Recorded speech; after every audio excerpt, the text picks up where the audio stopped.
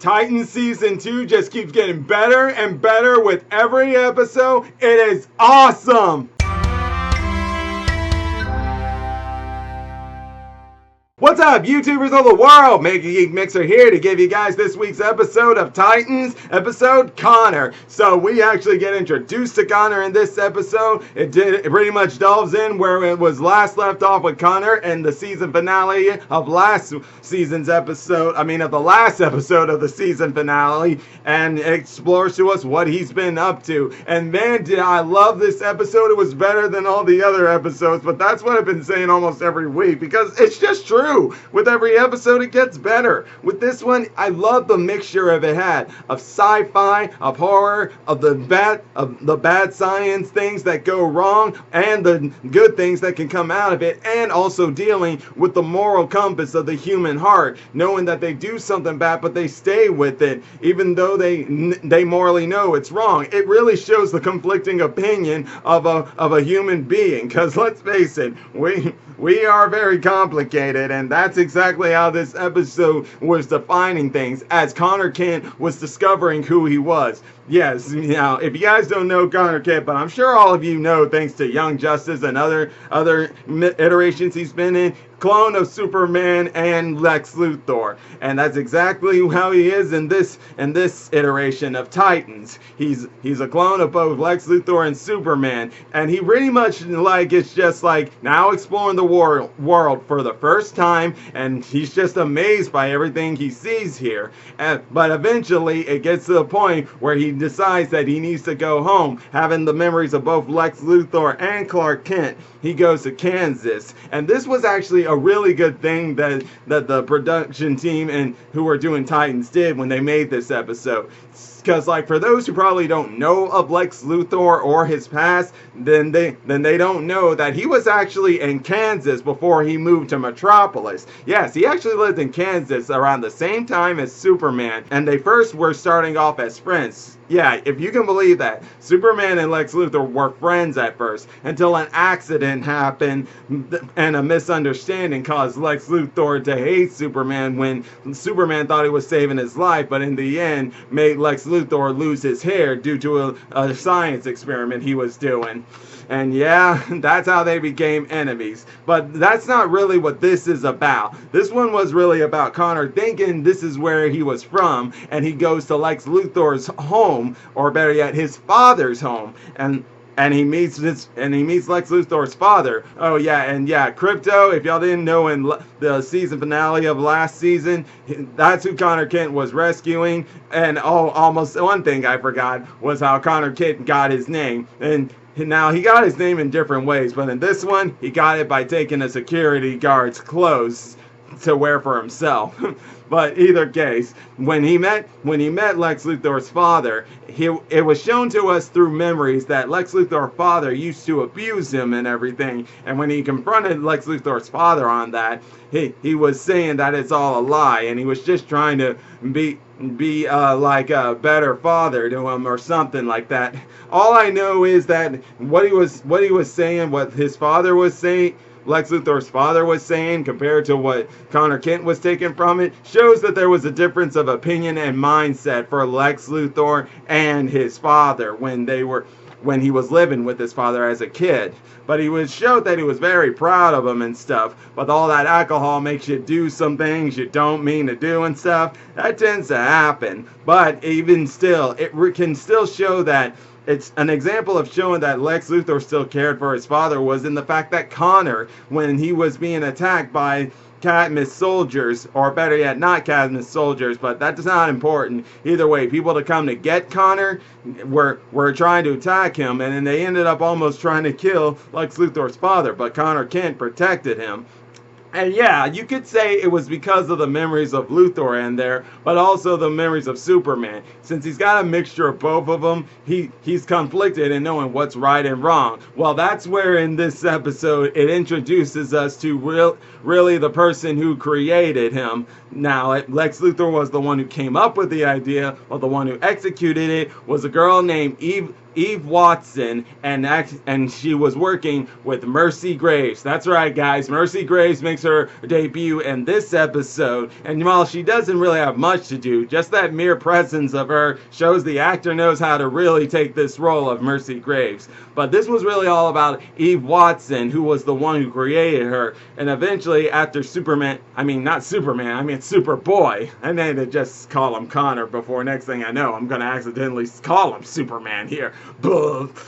When he found her and found out that she's the one who could give him answers, because he really just wanted to know who he was. At first she was against it, but then she started to see that maybe he needs to know in order to be able to understand what he can be. Because this is now where I'll go into the part I was talking earlier in my video about how it talks about science can go bad and how a good person still goes along with the bad stuff, all because of their love for science or this or that, some way like that. And that's what it was with Eve Watson. She was saying, she kept letting Connor know as she was taking him to where he needed to go to know of who he is, showing how, like, even though she's giving him answers, for the most part giving him all the answers until she finally gets the courage to show him everything he needed to know, she's also showing how she regrets and wishes she hadn't gone through with it, but in the end she admits that she did, and that she was pretty much believing she was a bad person for staying. She could have left. And yeah, sometimes that'll happen. But as for Connor himself, when he found out the truth, as they went to a lab where, now, as y'all know with Superboy, he was Subject 13, meaning there were more subjects before him, but they weren't in exactly the Cadmus lab where Connor escaped. They went to a different lab where an accident had occurred and it had been abandoned. Now, this is where it led into her taking Connor there and Krypto there, and that's where he saw all the subjects that came before him. And yeah, when he found this out, he was really pissed off and almost looked like he would have killed Eve for causing all this, even calling her a monster. But as we all saw, that's just because you just learn revelations like this, and of course, all things are going through your mind. Some of them's anger, and that's one thing Eve started to learn, because one of the reasons she kept just being on his side and trying to protect him is because she wanted to learn and observe how he was being, and seeing how, like, the anger was his, she could see that he could become just like any other person out there. And then she brought up something that is well known throughout all of us humans, and that our lives, they're complicated, full with pain, but joy. And that's the thing about being human. That's pretty much what she was letting Connor know. And as for Krypto himself, well, like, he was just with Connor all the way through, because it turns out it looks like this Krypto isn't from Krypton, but was experimented on. And trust me, whether experimented on or not, he was really showing some cool special effects, and the fact that how he attacked some of them soldiers and even used heat vision. And oh, by the way, Connor used heat vision too when Eve was trying to escape when they first met. And let me just say, it was great to see each of those guys in action during that time when they were trying to protect Luthor's father. I really loved it. The only sad part is we don't get to see Krypto be with Connor much longer, because at the end of the episode, it reveals to us what happens to Jason Todd. And before I get it, or better yet, I'll save that for later. Just know that yes, Jason Todd is alive, because what most of us were expecting, someone was going to fly and save him. Like some were thinking maybe Starfire, Raven, or Connor. But it was Connor. But instead of flying, he just pretty much super leaped and saved his life. And I am just happy for that. Now this is where I'm going to go. Before this episode came out, DC Universe decided on Twitter and on their app to make a poll asking us, should we let Jason live or die? Now this didn't affect how it was going to go, because by then the episode for this was already made up to know what was going to happen to Jason. But the poll, pretty much it was the same as what happened back when they made Death of the Family. They made a poll that before the next issue comes out would decide whether people wanted Jason to live or die. And just like all those years ago, it was narrow, but people wanted him to die. Me, I chose that I was conflicted at first, but I chose I wanted him to live. Now, don't get me wrong, guys. I love Jason as Red Hood as much as the next person. But come on, he just pretty much is now in this episode. He just got here. I think we all would like to see him as Robin a little more before he goes out as Red Hood. Because let's admit it, that was way too soon for him to just die off like that. So I'm really glad that Jason is still alive thanks to Connor Kent. And it looked like from that moment that he saved Jason, it looked like him and Connor were going to have what Connor and Tim have in the comics. Unfortunately, though, Mercy Grace found him and shot a kryptonite bullet in him. Now, he's still alive right now, and it looks like the Titans might save him, but unfortunately, oh man. Unfortunately, Krypto was captured during the distraction, mostly because Mercy Graves thought that now that she shot him, he'll die soon enough. But it's pretty clear that he's not going to die. He's somehow going to recover thanks to the Titans being there to help him. But as for Krypto, he's now back in the custody of Cadmus, and one can only wonder what's going to happen to him. And yeah, we did learn a little about Cadmus, at least the front part of it, that the public's knowing out there, thinking that Cadmus is making nothing but things to do for good. But as you know, Cadmus, they always got that darker side to them, just like anything else out there with some laps that are being known to the public and not being known to the public out there. But it was definitely a great episode that had so many revelations and so many things that connect with the things that goes on out there in the real world. Now, that's the same with almost every episode, but this episode really stepped it up.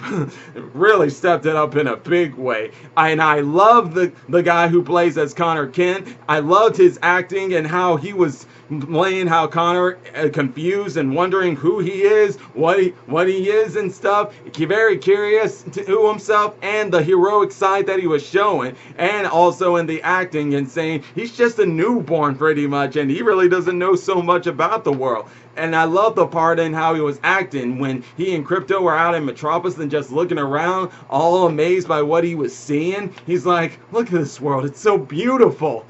Man, this guy killed it. Oh, did I love that guy. He did amazing, and I loved every minute of it. I cannot wait now to see what happens in next episode. No doubt the Titans are going to be pissed at Grayson for what he did and how it almost cost Jason his life. But I'm pretty sure this might help him, because the next episode, it's titled Bruce Wayne, showing that looks like Jason and Bruce are going to be...